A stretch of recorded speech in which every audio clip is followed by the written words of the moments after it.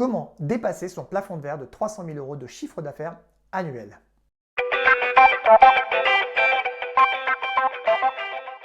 Bonjour et bienvenue, vous êtes au cœur d'une série de 10 vidéos pour transformer son rapport à l'argent de manière à générer plus et mieux.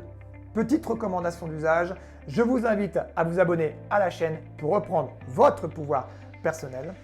N'hésitez pas à commenter vos différents plafonds de verre ou en tout cas les difficultés que vous rencontrez sur vos plafonds de verre financiers. Et enfin, partagez de manière à contribuer au plus grand nombre. Je vous invite à regarder l'intégralité de la série et ce même si vous n'êtes pas encore au palier concerné. Pour 3 raisons.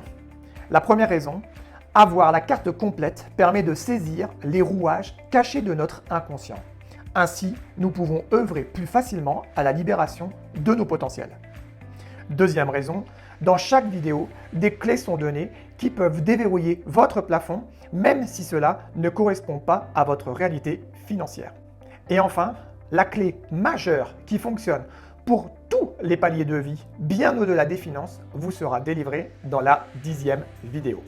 Pour comprendre les principaux plafonds de verre en route vers le million, nous allons évoquer les 4 identités qui constituent un entrepreneur accompli.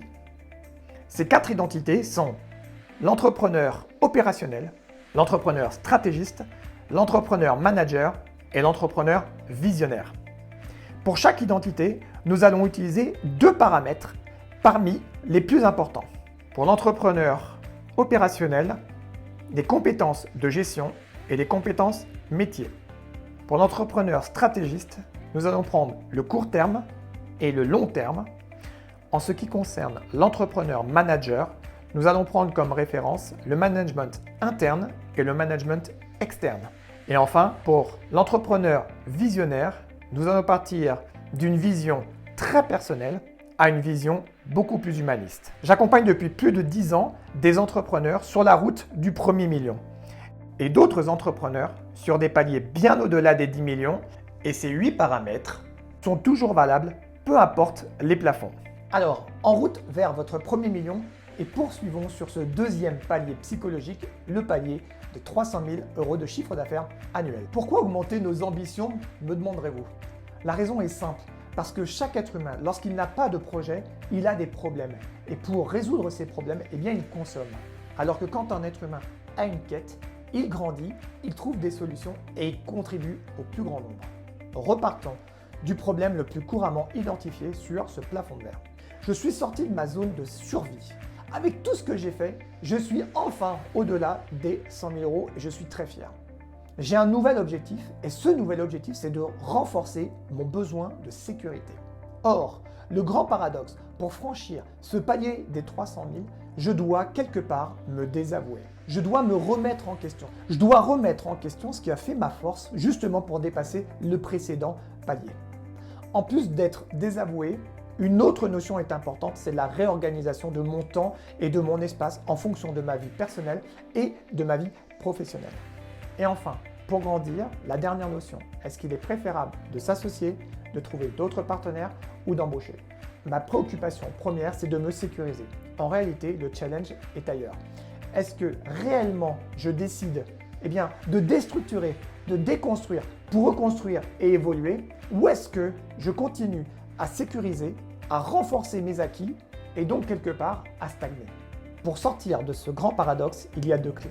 La première, sortir de l'illusion de la perte et du gain, en particulier sur le temps.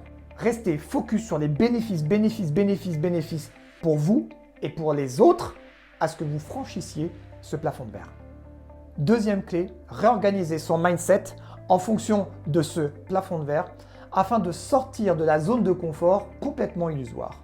Pour cela, réorganisons les différents curseurs sur les 4 identités d'entrepreneurs. Pour l'entrepreneur opérationnel, la grande difficulté, c'est que pour grandir, il va falloir lâcher l'identité de la compétence métier et augmenter petit à petit l'entrepreneur stratégiste. Autrement dit, passer d'un mode solo à peut-être un mode duo, voire peut-être trio. En ce qui concerne l'entrepreneur stratégiste, l'idée, c'est commencer à construire des stratégies un peu plus long terme et du coup se connecter quelque part à un peu plus de vision.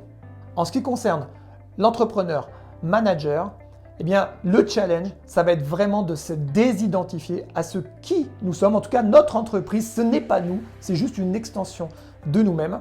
Et à ce moment-là, eh bien, le travail personnel va devenir de plus en plus important. Ce qui va pouvoir nous aider, eh bien, c'est l'entrepreneur visionnaire.